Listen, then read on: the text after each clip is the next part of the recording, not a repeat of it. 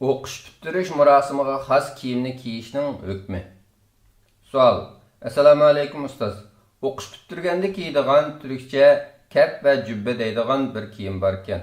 Bu shu kiyimni o'qish bitirganda kiysa bo'lamdi? Javob. Va alaykum assalom va rahmatullohi va barakatuh. Barliq hamdu sanolar Janobi Allohga bo'lsin. Durud va salomlar payg'ambarimizga, u zotning oila tavobiatlariga, ashablariga va u zotga toki qiyomatgacha ergashganlarga bo'lsin.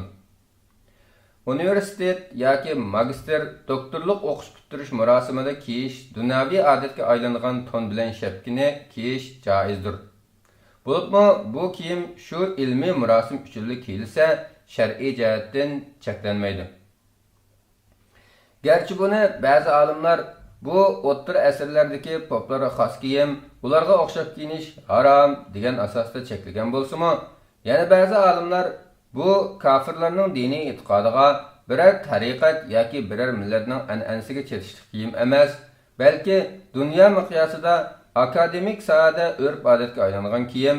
Buning bilan kofir musulmondan ayrilib qolmaydi. Buni kiyish kofirlarga o'xshab olish bo'lmaydi.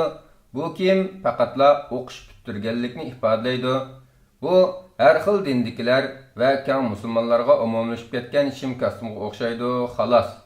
Kiygan musulmon o'quvchi ustozlardimi kofirlarga o'xshab olay degan niyat bo'lmaydi. Yig'ib aytganda buni kiyish mubah deb qaraydi. Darvaqa bu kiyimning poplarning kiyimi yoki kofirlarning ibodatiga aloqador kiyimligiga ta'kid yo'q.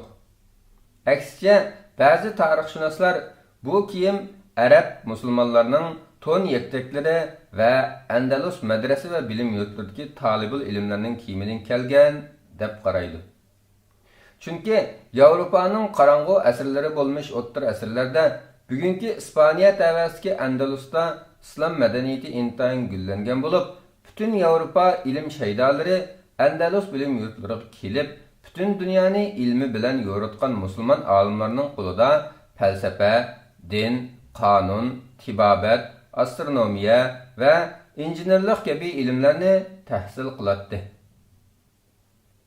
Tarixni varaqlig'imizda Yevropadagi tunji universitet hozirgi Italiyadagi Salerno shahrida musulmonlarning asib ketishi va ulardan o'rnak elinishi bilan Hijriya 227-yili, milodiya 841-yili qurilgan. Sharqdagi islom universitetlarining kengayishi natijasida keyincha Ispaniyaning Toledo, Sevilla, Ishbiliya, Granada, Cordoba qatorliq shaharlardami universitetlar qurilgan. Yevropalik o'quvchilar bu ilm yurtlarida o'qib, qaytishida arabcha ton yakliklarini kiyib qaytgan va bu ularning musulmonlar universitetlarida o'qiganligining nishonasi hisoblangan.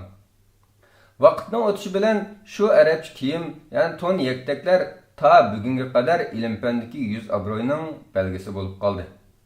Bo'libmi, universitet va institutlarda o'qish bitirish, dissertatsiya yaqlash, muhokama yig'inlarida o'quvchi va ustozlar ton bilan salla yoki taqiyya kiydigan bo'ldi. Sitsiliya qiroli 2-Rogermo qasrida va rasmiy so'rovlarda arabcha ton kiyatdi, arab so'zlaydi. Bu yana fan bilimlarini arab tilida o'rgatgan. Tarixchilarning bayonicha Britaniyadagi Oxford va Cambridge universitetlari milodiya 321-yildan boshlab o'qish bitirish murosimlarida o'quvchilarning taqdir-turqida birdaklikni qo'lga keltirish uchun xilma-xil kiyimlarni cheklab, o'qish bitirish tonini birdak kiyishni majburiy umumlashtirgan. Yuqorida tilga olingan Andalusdagi islom bilim yurtlari va universitetlardan Andalus hakimi, atoqli kashfiyotchi va tunji bo'shliqda uchiqchi Abbas ibn Firnas, tashqi kasalliklar operatsiyasining asoschisi Abul Qasim Zahraviy, mashhur jug'rofiyashunos Muhammad Idrisi, buyuk hukuma va eng chong islom filosofi Ibn Rushd kabi dunyoviy olimlar yetishgan. Papa 2-Silvestr mushu universitetlarda o'qib, musulmonlardagi ilm-fanni arabcha egilib, Yevropaga handasa, hisob, matematika, jabr, algebra va astronomiya ilmlarini kirgizgan olimdir. Shuningdek, g'arbliklar Oxford, Cambridge, Padova va Sorbonne universitetlarini qurishda Andalusdagi musulmonlarning universitetlarini o'rnak elishib qolmay, shu universitetlardagi kiyinish an'analarini qabul qilib o'zlashtirgan deyishnimi tarixiy jarayonga qaraganimizda butunlay rad qilib o'tkili bo'lmaydi. Valhasil, mayli qanday bo'lishidan qat'iy nazar, o'qish bitirish marosimlarida, maktab va universitetlarda o'quvchi va ustozlar kiyish odatlangan to'n va shapkani kiyish joiz bo'lib, shar'iy jihatdan cheklanmaydi. Vallohu alam bisavob. Alloh eng to'g'risini bilguchidir. Fatvoda doktor Abdulaziz rahmatulloh. Hijriya 1445-yili 15-Muharram. Miladiya 2023-yili 2-avgust.